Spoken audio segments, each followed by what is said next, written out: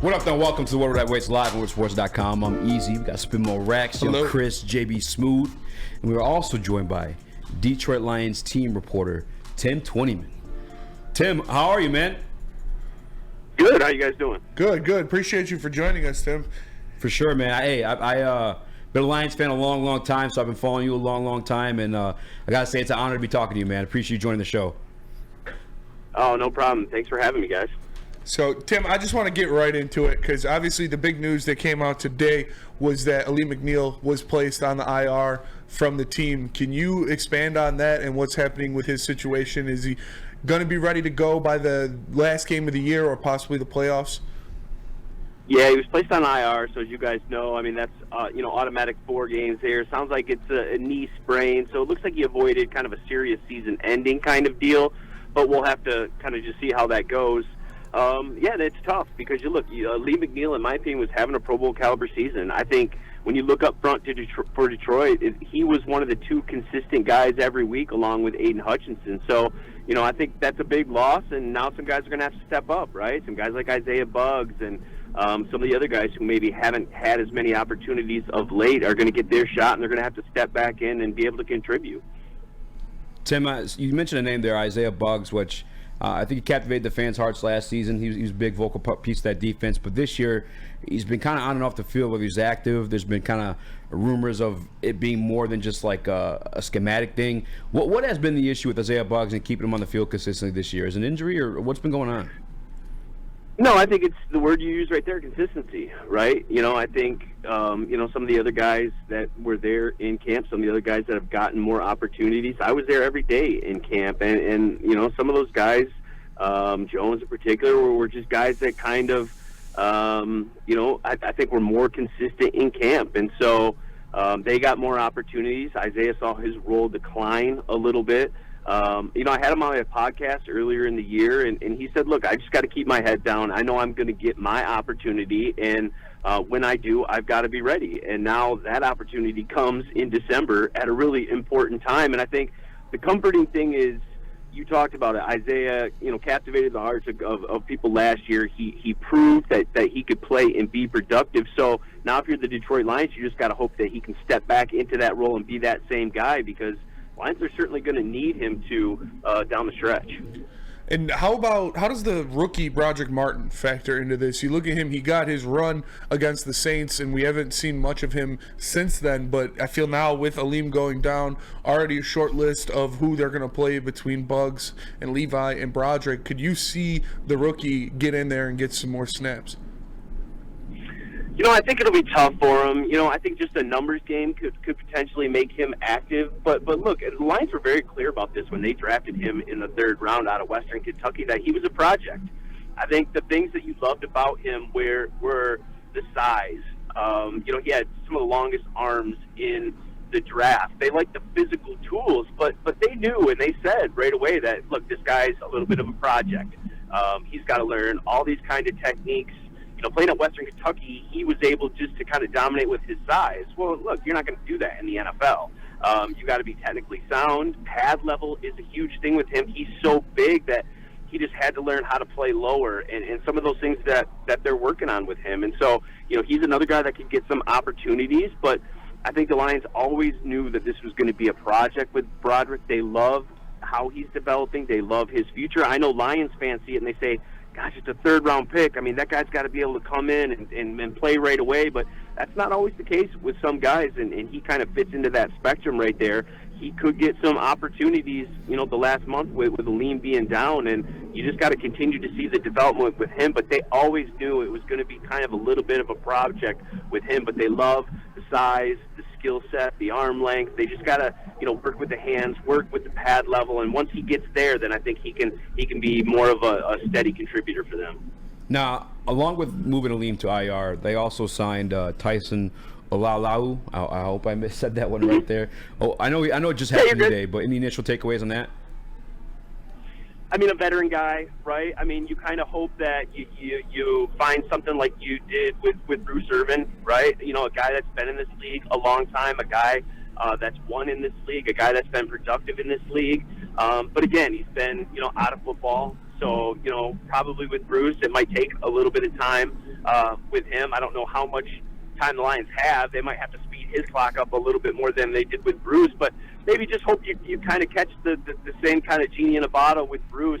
We saw him, make an impact on Sunday, even though he's 36 years old. A guy that's been doing it for a long time, knows how to play the game, and so you hope you just kind of caught something, with a guy that wants to make, one more run at the playoffs, one more run at playing good football, and you hope that he can contribute down the stretch these last 5 games as well. Speaking of a veteran guy trying to make, one more run at something, it's said that Ndamukong Suh is closing in on his team, and he's expected to sign with the team very soon. With the Lions' need now at that defensive tackle position, is there any way they reach out to his camp, or are the Lions even on his radar as a contender that he's looking to play with? Speaking into existence, Tim.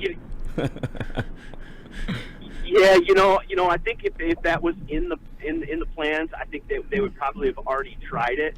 Again, a guy who hasn't played football this year, who might take a little bit of time. Even though, look, I know Ndamukong and he stays in good shape, but you'd like to get a guy in, I think, a week or two before you're really gonna, play him, contribute. So I guess at this point, I think if that was going to happen, that move or that reach out would have already happened. I think at this point, guys, I'd be a little bit surprised, but you never know. Yeah, it makes sense. I guess stay on the topic of older defensive linemen. This guy, Bruce Irvin, comes out in his Detroit Lions debut, just 11 snaps, had a huge impact in the game. Has that at all changed your expectations for him for the remainder of the season? Yeah, I think it was a definite positive, 100%. I stopped by Bruce's locker the other day, and he really appreciated the fact that the Lions gave him the time to get back into shape. He wasn't in OTAs, he didn't have a training camp, and so he really appreciated the fact that the Lions kind of let him, do what he was going to do, get back into football shape. He didn't want to rush it. Sometimes when you're such in need of a guy like that, but he hasn't been in football shape yet, you rush him back, and then you see a hamstring injury or a soft tissue injury.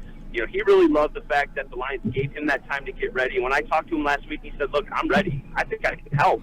And he was right. You saw the sack on the third possession, and obviously had the penalty late, but been lacking with this Lions team all year. Yeah, definitely. It's and it needs to pick up, especially when you start playing some higher caliber quarterbacks and looking at the playoffs. But yeah. I want to switch to the other side of the ball, look at the offense, and a standout from the last game, Sam Laporta. He is 352 yards or somewhere around there away from Mike Ditka's single season rookie record for receiving yards for a tight end. Do you think he gets it, and how impressed with his season have you been?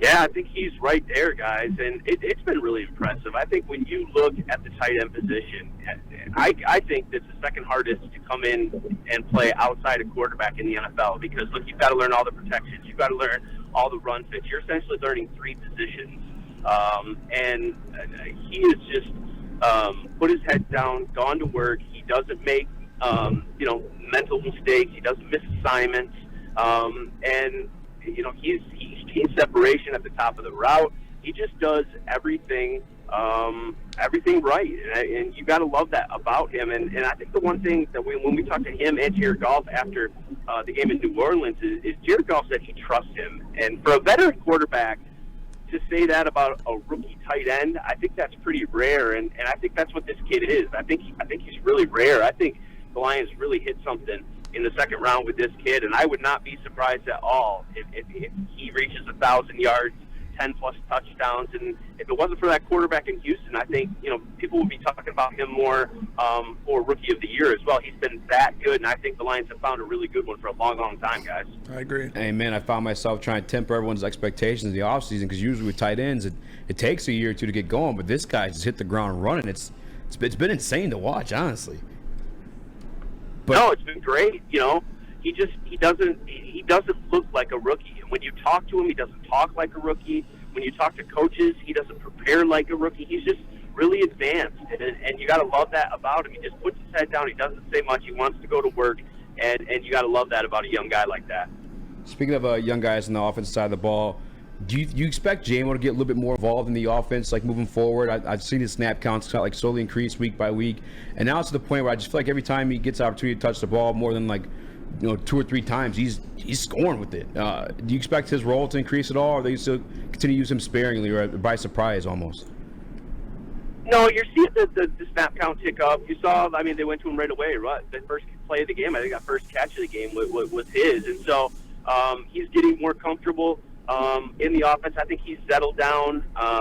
And, look, they're going to find ways to get him the ball any way they can.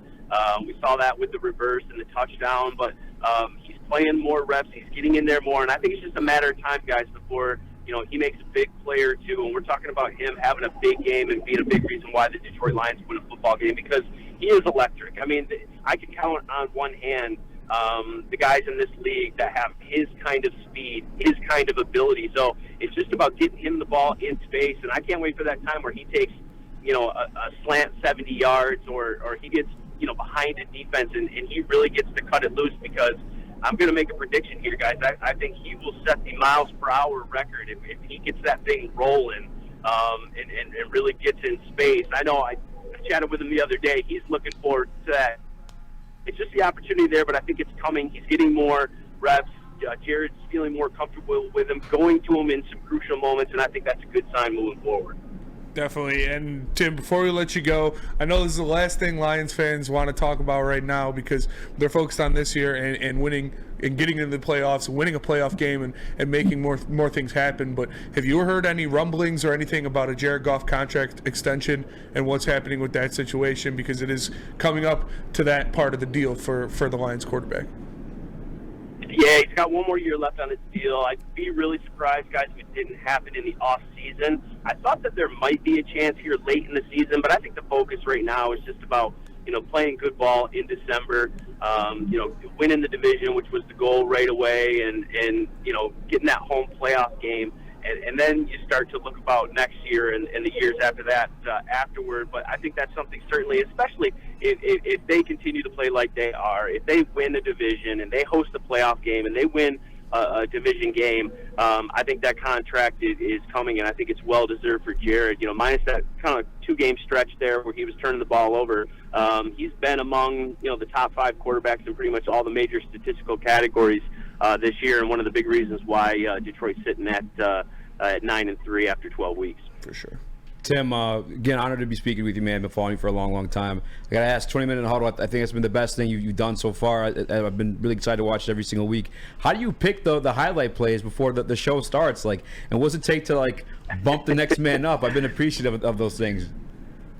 Well, we've had Branch now, the Branch interception, for a while. We will certainly take requests. Is there something that you're looking for? Is there a play that you want to kick this thing off with? And I can get PJ Clark. He produces it. He does kind of all the technical work behind the scenes, but I can get him to put a play in there. If you guys want to if you want a nominee, let me know. For sure. I appreciate the Penny Sula, because we are the heavyweights, so anytime the heavyweights out there doing, making some plays, we're appreciative of it, man, and appreciative of you too, man. Thank you for joining us. Yeah, thank you so much, Tim. All right. Yeah, sounds good, guys. Have a good night. Yeah, you too, Tim. Hey, tell your boys good luck. Hope they kill it tonight. Yeah, sounds good. Big time high school hockey game tonight. Let's go. See you, Tim. Thank you. All right, guys. That was Detroit Lions reporter Tim Twentyman. Tim Twentyman. Been following that guy for a very long time. That's truly honored to have him on the show. Blessed with his presence.